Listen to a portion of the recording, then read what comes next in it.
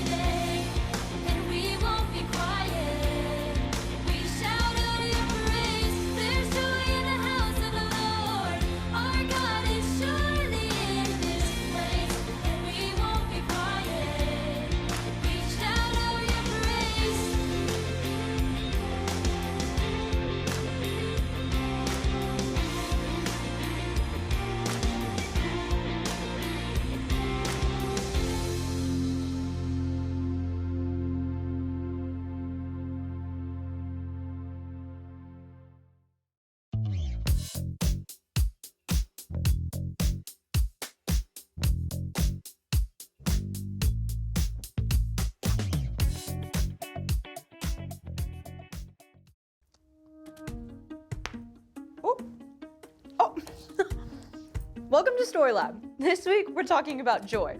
Well, we take a look at the story of some people who knew when to celebrate.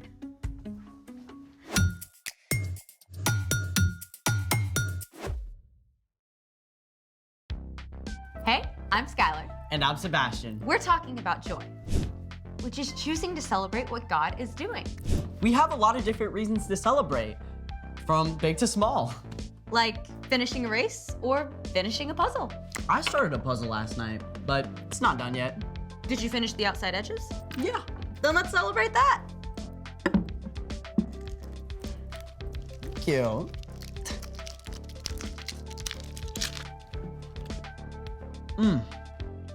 right, biggest bubble wins. Ready?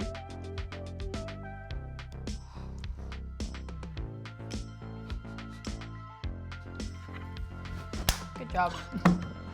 We're celebrating our celebrations. Every successful bubble deserves to be celebrated. And that's a lot of celebrations. Speaking of bubbles, I know how to create some epic ones. With gum? Not quite, but they're still awesome. Let's make it. For a giant bubble wand worthy of celebration, we will need 2 wood dowels, 3 yards of cotton cord, 2 eye hooks, and a couple of washers. Why do we need washers for bubbles? It helps make a bigger loop for bubble making. Step 1, take a dowel and screw one of these eye hooks in. It might help to have an adult drill a small hole for the hook.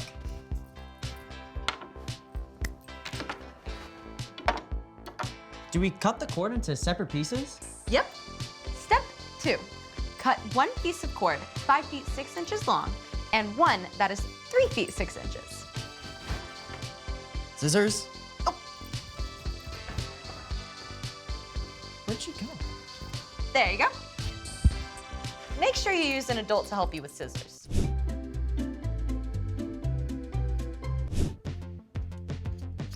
There we go. There we go. Step 3, place the washers onto the long cotton cord. Wait, both of them? Yep. They will help later when we try to make big bubbles. Perfect. Step 4, tie one end of each cord to each dowel to make a giant smile.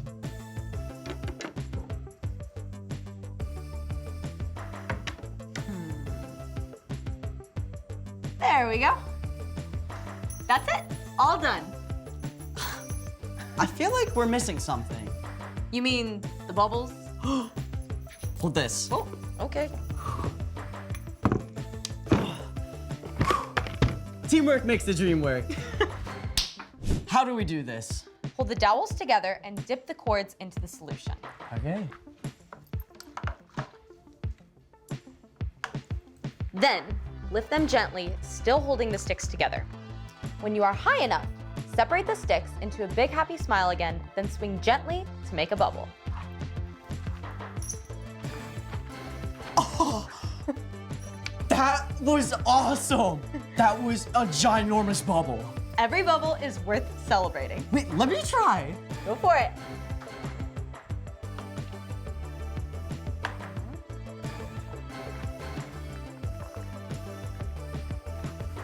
Whoa. That is awesome. Nothing says celebration like bubbles. Speaking of which, it's time for The story before the story. today. We're in the book of Ezra. Ezra tells the story of God's people after they returned from exile in Babylon.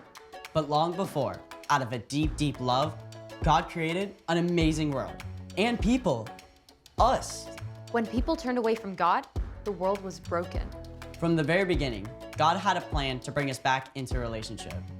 God chose a man named Abraham and promised to bless the entire world through Abraham's family line. That family, the Israelites, grew in number and became a great nation.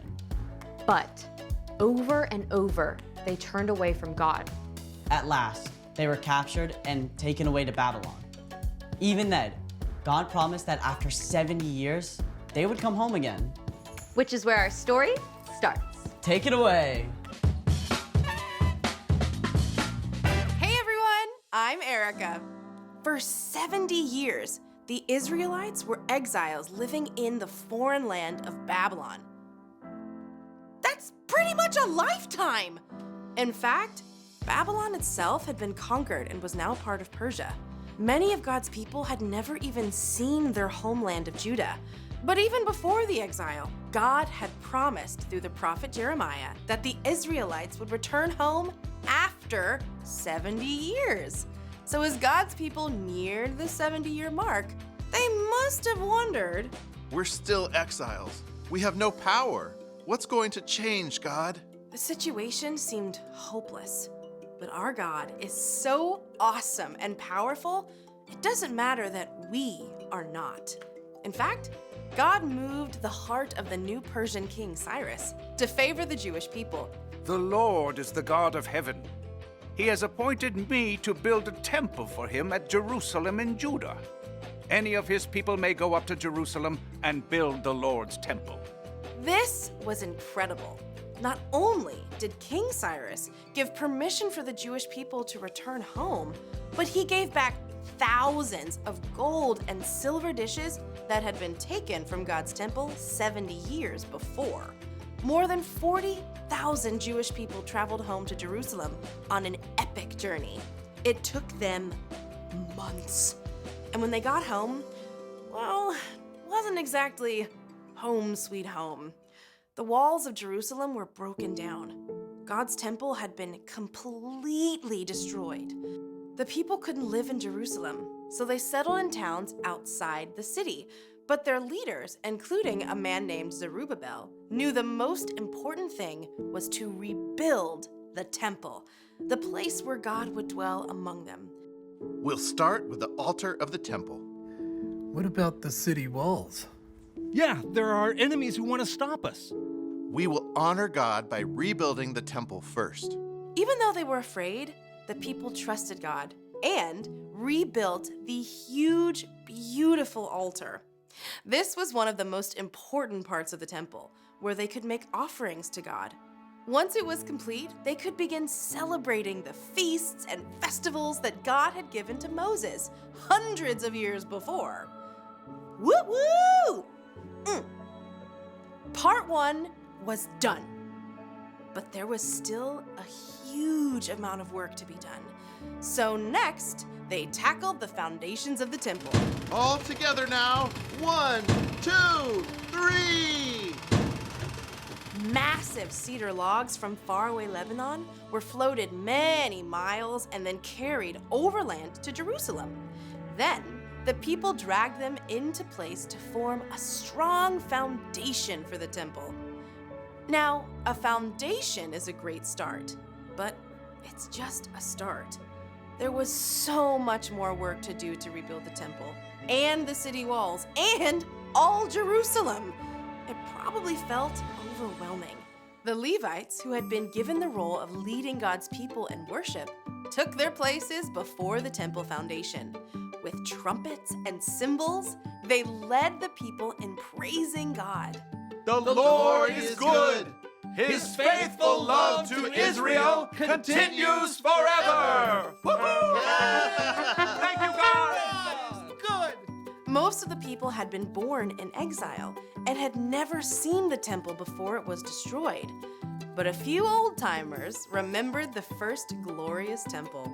Do you remember the first temple? It was bigger, grander. This one here's like a tiny ant compared to a giant grasshopper. It's true that the new temple wasn't as impressive as the first one. It was true, they still had a long way to go. But God's people were still filled with joy to know that they'd completed one big step along the way. They praised God so loudly that their shouts of joy could be heard from miles around. The end. Gotta be honest, this story makes me tired. Yeah, I mean, I'm tired when I have a little project to do for 1 week. And the Israelites had an entire temple and city to rebuild. It was a ginormous job, for sure. So, what's our part in the story? Well, you're probably not going to be rebuilding a city anytime soon, but we all have epic work to complete. School projects, learning a new skill, healing from an injury. Truth is, we will never be completely finished in this lifetime with all the things we need and want to do. That's why it's so important to celebrate the baby steps along the way. Like finishing the school year. Or learning how to play one song on the guitar. Exactly. God is with you each step along the way, and it's so important to stop and remember that. When you give thanks for all God has done and ask God for help to keep going, that can bring you joy. Even when you're not done yet. Yup. God knows we need joy in order to keep going. So this week, look for baby steps to celebrate. Like getting a good grade on your math assignment. Or making it a whole day without arguing with your sister. Or running around your block, working up your way to a 5K. All great ideas. Because when we follow Jesus, God gives us joy through the Holy Spirit so we can celebrate every moment along the way. See you next time. Bye. Bye. So here's the thing. Celebrate each step of the way. Every step and every bubble. Ready to celebrate some more? Definitely. Instead of one giant bubble, how about a gazillion tiny bubbles? How about both? Whoa! Try it again, try it again. Whoa! Thanks for joining us in the Story Lab. See you next time. There's so many of them. Whoa, okay.